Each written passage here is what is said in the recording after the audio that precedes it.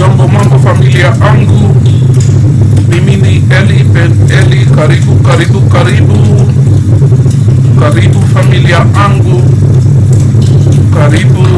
Assalama mama na papa. I got some feedback yesterday that gave me pause for thought about my reaction concerning Christmas. Let me wipe away my tears. I want to apologize to all of you. I want to apologize to all of you.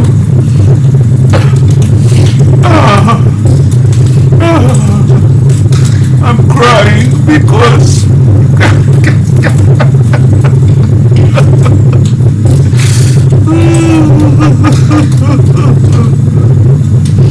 I'm crying because Marla has left.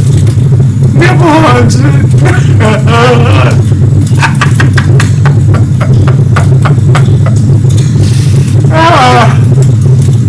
Look, some people that I really like, or a person that I really like, scolded me for laughing at Rocio getting robbed.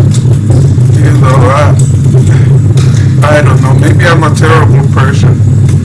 You know, I'm the kind of man who, when I go to a funeral, I always reach a point at the funeral in which, even though I may have shed tears, I have to leave. Why? Because suddenly I begin to see the humor in the whole situation. Welcome to my fireside chat. Mimi ni Eli-Ben-Eli. If you haven't liked and subscribed, please like and subscribe. Your subscription would be much welcome. At least think about it. And consider sharing the video. Definitely comment on the video. I value comments. I think that comments are what makes doing this very enjoyable. It's good to talk to like-minded people. It's also good to talk to people who disagree with me. Life would not be life if there weren't people who disagreed with me. You know, I saw everything that's going on concerning Marwa and Rocio getting her birth yanked in Nairobi. Again, there's nothing really funny about somebody getting robbed. It's kind of sad, but I don't know. The whole thing seems like a major farce to me. I'm willing to bet you that all of you suckers out there, all of you fools out there, and I'm not talking to my subscribers. I'm talking to those who are watching the whole thing and are going, poor Rocio, where's my wallet? Let me send her some money.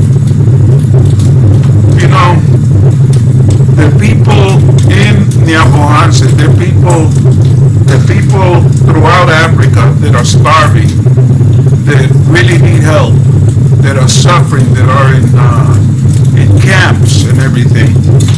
I wish that some of you people who send them money. You know, Rocio doesn't need your money. Not really. And a lot of people are beginning to say, and for me it's an open question at this point, was this whole thing a stage mummery on the part of Marwa to solicit more money from suckers? You know, it's like I'm telling you, there are a lot of you who, you know, at this point are probably reaching for the wallet. Okay, never mind the fact that there are people in your own family that might be hungry. Never mind the fact that there are people in your own country who need the money. This racist woman, raw racist, is gallivanting around the globe, God knows doing what when Mara isn't looking. And Mara is hardly any better. Okay, Mara is a passport bro, but somehow people think that this man and this woman are so adorable that they're gonna give him money. because they've been robbed. Well, I got news for you. Many of us have been robbed. Many of us have had things stolen. You know, the difference in between us and Mara is we don't use that as a fundraising event. You know, but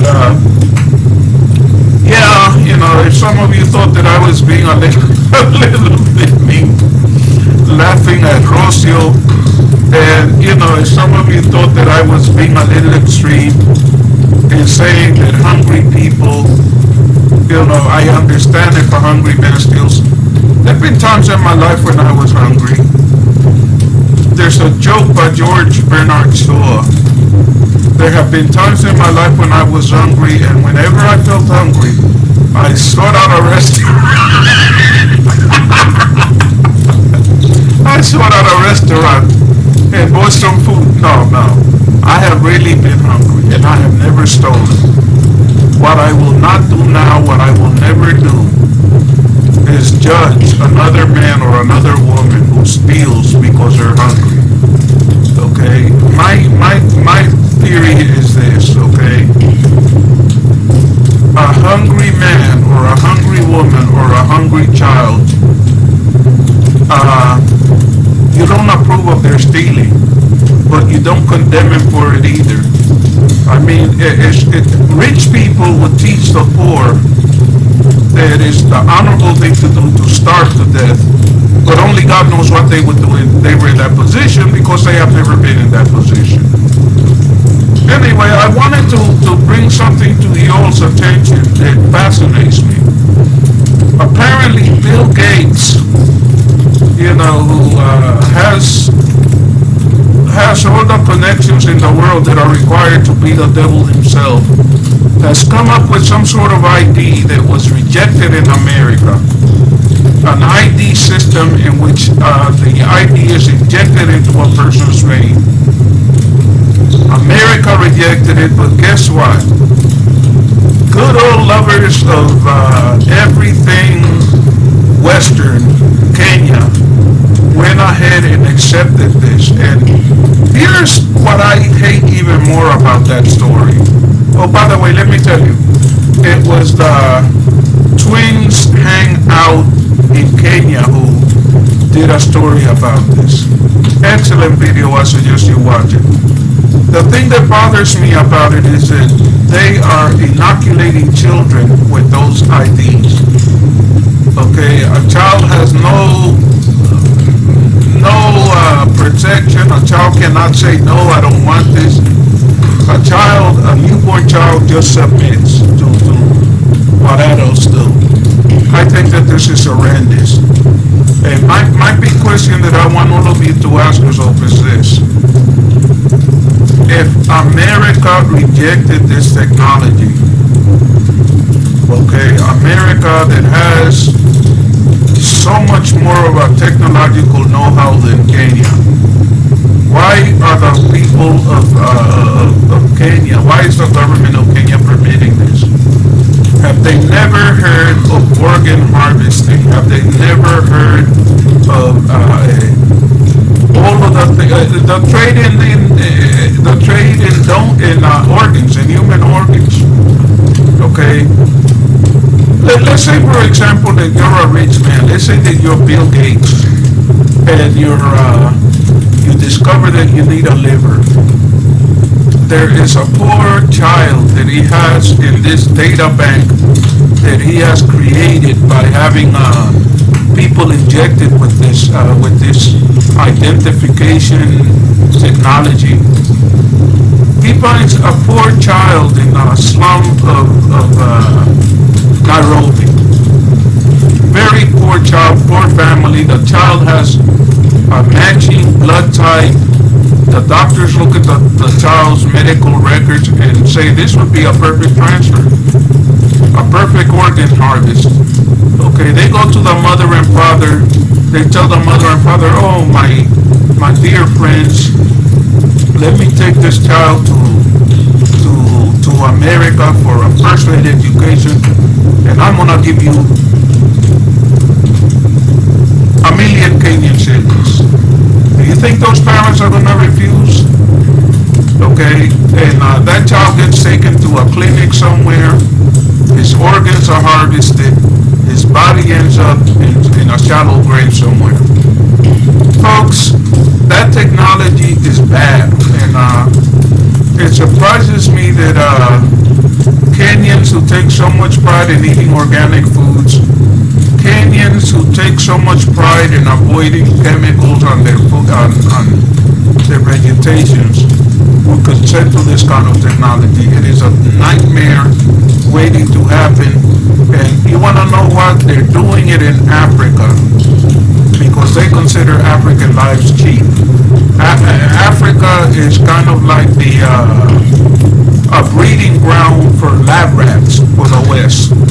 Okay, there's a movie, I forget the name of the movie, but it's, oh my Lord, the name will come to it. He's a very famous comedic actor. He goes to Africa and he adopts a child, and when somebody challenges how he adopted that child, he says that he traded the child for an iPod. Okay, ladies and gentlemen of Africa, you are viewed as an international laughingstock. You are viewed as people who will trade a baby for an iPod. Even in comedy, always has an element of reality. Okay, Hello the Boy has mentioned how in certain mining operations, sometimes they'll take children and they'll sacrifice them and throw them down the shaft that they're searching for gold in. You know, if you don't consider human life or the life of children important, then ignore it. But if you consider the life of children important, you have to reach out to your government and tell them, no, we don't want this technology. It is a technology of the devil. You know, I'm not a Christian, but I believe that someday something similar to the mark of the devil, not the beast, the mark of the devil will come along, you know, to compromise all of humanity. This kind of technology may very well be it. Folks, once again, if you haven't liked or subscribed, please like and subscribe. Please share my videos, comment on my videos, watch my videos, watch them to the completion. You know, and help me to get more subscribers so that my channel can grow. If it doesn't grow, me and you will have a wonderful time. I like making the videos and everything, and nothing's gonna stop me. And as far as Rocio is concerned, I will say this. I'm happy that she wasn't hurt. I'll say that much. I'm happy that neither she or Mara were hurt. But you want to know something? Greed begets greed. A society in which people like Jamaican uncle are being bled white by the Mara family turns into a society in which people have no problem snatching the purse from a woman. Would I have ever done anything like that? No, I wouldn't. But on the other hand, I wouldn't dedicate myself to swindling people out of their money by begging. I wouldn't do half of the things that Mara and his woman and his cronies have done. Familia Angu, asante asana for watching, you know, and asalama to the mamas and the papas waiting.